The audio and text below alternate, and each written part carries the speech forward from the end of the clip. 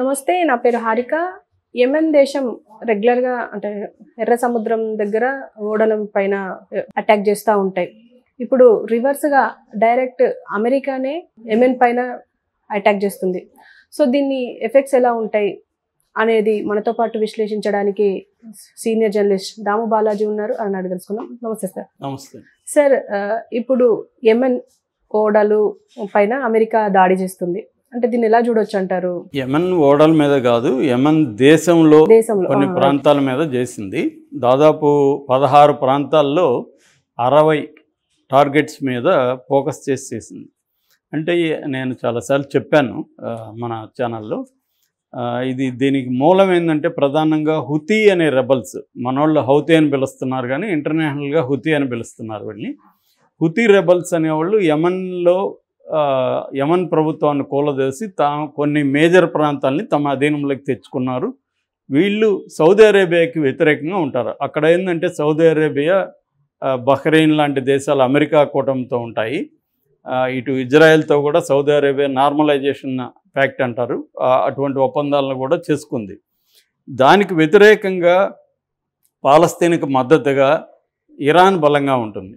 So ఈ యెమెన్లో ఉన్న Houthi rebels ఇరాన్కి support చేస్తారు. ఇరాన్ ఇంటర్న్ హుతీ రెబల్స్కి ట్రైనింగ్ ఇస్తుంది, ఆయుధాలని సప్లై చేస్తుంది, టెక్నికల్ హెల్ప్ చేస్తుంది. ఇవన్నీ కూడా ఇరాన్ చేస్తుంది అన్నమాట. ఇప్పుడు ఏమైందంటే ఎప్పుడైతే ఇజ్రాయెల్ అక్టోబర్ 19న గాజా మీద అటాక్ మొదలుపెట్టిందో, ఇక్కడ మధ్య ప్రాంతంలో అనేక రెబల్ సంస్థలు లేదా ఇరాన్ దేశం దీన్ని గట్టిగా వ్యతిరేకిస్తున్నారు. నిజానికి ప్రపంచవ్యాప్తంగా కూడా అనేక దేశాల్లో నిరసన ఉంది. ఎందుకంటే ఇజ్రాయిల్ ఏమాత్రం ఆగట్లేదు. ఇప్పటికే 25,000 మంది పాలస్తీనా ప్రజలు చనిపోయారు. వాళ్ళల్లో 50% పిల్లలు ఉన్నారు. ఎందుకంటే పాలస్తీనా పాపులేషన్లోనే 78% యూత్ ఎక్కువ ఉంటారు, ముసలి వాళ్ళు తక్కువ ఉంటారు. ఎందుకంటే అంత ఏజ్లో బతకనివ్వట్లేదు అనమాట. సో అందువల్ల ఈ పిల్లలు ఎక్కువ, దాదాపు 12,000 మందికి పైగా పిల్లలు చనిపోయారు. సో వీళ్ళందరూ తీవ్రవాదులు కాదు కదా. వీళ్ళు చెప్తున్నట్టుగా ఇజ్రాయిల్ ఓన్లీ హమస్ తీవ్రవాదుల్ని ఏరవేత పేరుతో మామూలు ప్రజల్ని ఊచకోత వస్తుంది. దీన్ని ప్రపంచవ్యాప్తంగా వ్యతిరేకిస్తున్నా కూడా అమెరికా సపోర్ట్ చేస్తుంది కాబట్టి ఇజ్రాయెల్ కూడా కేర్ చేయట్లేదు. సో ఈ కాంటెక్స్ట్లో పాలస్తీనాకు మద్దతుగా హుతీ రెబల్స్ ఏం చేస్తున్నారంటే, అక్కడున్న ఎర్ర సముద్రం ఈ యెమెన్కి దగ్గరలో వెళ్తుంది. సో ఆ ఎర్ర సముద్రంలో నౌకలు యూరోప్కి ఏషియాకి మధ్య అది వాణిజ్య మార్గం అన్నమాట. ఎక్కువ కార్గో షిప్స్ దాదాపు 27 నౌకల మీద గత కొంతకాలంలో వాళ్ళు అటాక్స్ చేశారు. అంటే వాళ్ళు చెప్పేది ఏంటంటే, మేము ఈ ఇజ్రాయెల్కి వ్యతిరేకంగా ఉన్నాము, పాలస్తీనాకి అనుకూలంగా ఉన్నాము. ఎందుకంటే పాలస్తీనా ప్రజల్ని ఊచకోతకు వస్తూ ఉంటే ప్రపంచం అంతా కూడా సపోర్ట్ చేస్తుంది.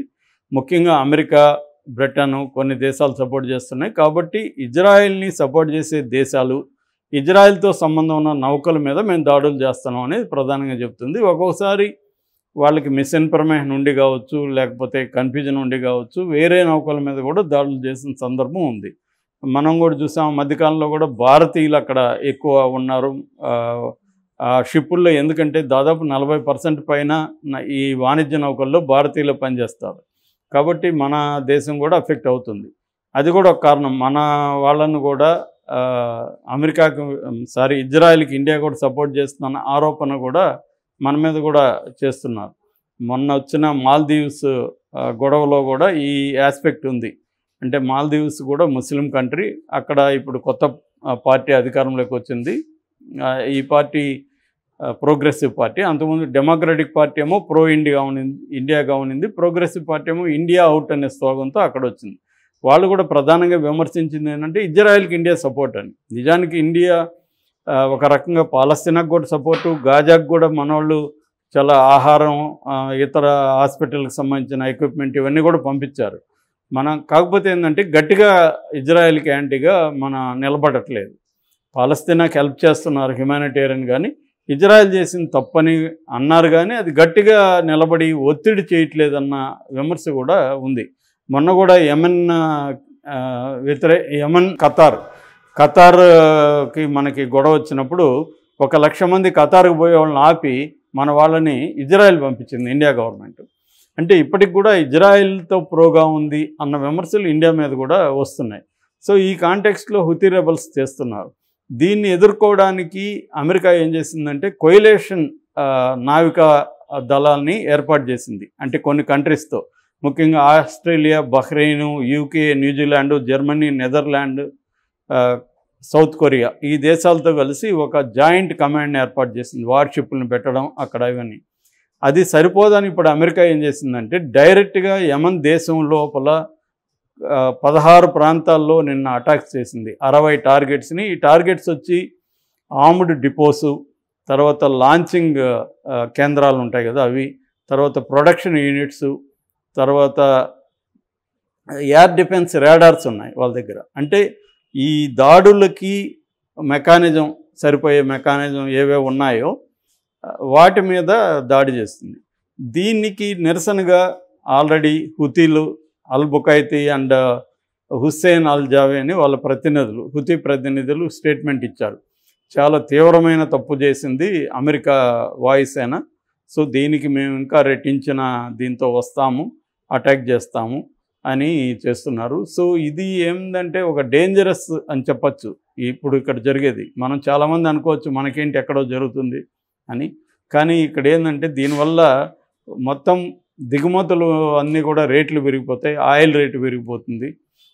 ఇప్పటికే కొన్ని సంస్థలు ఉత్పత్తిని కూడా ఆపేసాయి. ఫర్ ఎగ్జాంపుల్ మన టెస్లా, బెర్లిన్లో టెస్లా కార్ల, ఎలక్ట్రిక్ కార్ల కంపెనీ ఉంది. సంవత్సరానికి 2,50,000 కార్లను ఉత్పత్తి చేస్తుంది. వాళ్ళు ఇప్పుడు ఉత్పత్తిని ఆపేశారు. సో రేపొద్దున టెస్లా కార్లు మనం కొనాలంటే రేట్లు పెరిగిపోతాయి. అలాగా ఆయిల్ కావచ్చు మన దేశానికి కూడా అక్కడి నుంచి వస్తుంటాయి. ఇవన్నీ ఏంటంటే వాళ్ళకి ఇన్సూరెన్సులు పెరిగిపోయినాయి. దీనివల్ల డ్యామేజ్ కాస్ట్ పెరిగిపోయింది. రెండోది ఇప్పుడు ఇదైతే దగ్గర దారి ఏషియాకి, యూరోప్ నుంచి. ఇప్పుడు ఆఫ్రికా నుంచి చుట్టుకొని రావాలి. ఆ చుట్టుకొని వస్తే కూడా అక్కడ కూడా సోమాలియా పైరేట్స్ మన ఇండియన్ దాన్ని హైజాక్ చేశారు. మన వాళ్ళు వెళ్ళి విడిపించుకొని వచ్చారు. అదంటే ఏదో 5 మంది వచ్చారు కాబట్టి పోయి విడిపించుకోగలిగారు. కానీ రేపొద్దున ఇలాగా వాళ్ళు కూడా అటాక్స్ వాళ్ళు కూడా మొదలు పెడతారు అక్కడ ట్రాఫిక్ పెరిగితే. సో ఇలాగా రెండవది ఏంటంటే చుట్టుకొని రావడం వల్ల దాని మీద కాస్ట్ పెరుగుతుంది, డేస్ పెరుగుతాయి. దాదాపు 12 రోజులు ఎంతో పెరుగుతుంది ఆ డేస్. సో ఇందువల్ల ఏముందంటే ప్రపంచ వాణిజ్యం మీద దీని ఎఫెక్ట్ పడుతుంది. దానివల్ల రేట్లు పెరుగుతాయి ఒక అంశం. రెండోది జియో పాలిటిక్స్లో ఎప్పుడు కూడా పీస్ అనేది ఒక దేశంలో లేకపోతే ప్రపంచవ్యాప్తంగా కూడా పీస్ డిస్టర్బ్ అవుతుంది. సో ఇప్పుడు ఆల్రెడీ యమన్తో మన దేశం 2017 నుంచి సంబంధాలు లేవు మన దేశానికి. ఎందుకంటే హుతీ రెబల్స్ వచ్చినప్పటి నుంచి అక్కడ అల్లకల్లోలంగా ఉంది. ఆ మధ్య కూడా మనం ఒక కేరళ నర్సు కూడా అక్కడ ఎట్లా వెళ్ళి ఇబ్బందుల్లో ఉందో కూడా చెప్పుకున్నాం స్టోరీ. సో అందువల్ల ఇది ఏంటంటే ఆల్రెడీ రష్యా దీన్ని ఖండించింది. యుఎన్ భద్రతా కౌన్సిల్లో, సెక్యూరిటీ కౌన్సిల్లో ఈ విషయాన్ని చర్చించాలని పట్టుబడుతుంది. ఇంకొన్ని చైనా లాంటి దేశాలు కూడా ఖండిస్తున్నాయి. సో ఇప్పుడు ఏమన్నా హుతీ రెబల్స్ తప్పు చేస్తే వాళ్ళ మీద శాంతియుతమైన చర్యలు తీసుకోవాలి. కానీ అమెరికా వాళ్ళ ఆ దేశం మీద దాడులు చేయడం మొదలు పెడితే అక్కడ మామూలు ప్రజలు కూడా బలవుతారు. అమెరికా ముందు నుంచి కూడా ఇదే చేస్తుంది ప్రతి దేశంలో కూడా. సో ఇప్పుడు సౌదీ అరేబియా ఆందోళనలో ఉంది. ఎందుకంటే దీని పక్క దేశం సౌదీ అరేబియా ఆల్రెడీ యెమెన్ పరిపాలకులు ఎవరైతే ఉన్నారో వాళ్ళకి సౌదీ అరేబియానే రక్షణగా నిలిచింది మొన్నటిదాకా. సో ఇప్పుడు సౌదీ అరేబియాకి కూడా దీని ఎఫెక్ట్ అయ్యేట్టుగా ఉంది. ఎందుకంటే వీళ్ళు ఇరాన్ సహాయం ఉంది కాబట్టి వీళ్ళు రేపొద్దున సౌదీ అరేబియా మీద కూడా అటాక్స్ చేసే అవకాశం ఉంది.